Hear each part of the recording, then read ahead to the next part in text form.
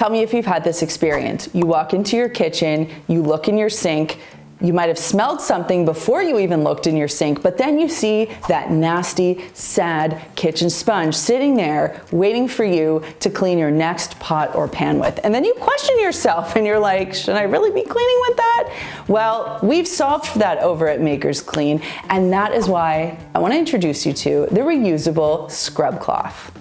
Now, I'm not saying there's no place in my cleaning caddy for sponges. In fact, there is. But for everyday kitchen cleaning tasks, for everyday bathroom cleaning tasks, I can now use this reusable scrub cloth instead. It can't scour heavy duty stuff, but it's really good at getting the everyday stuff done.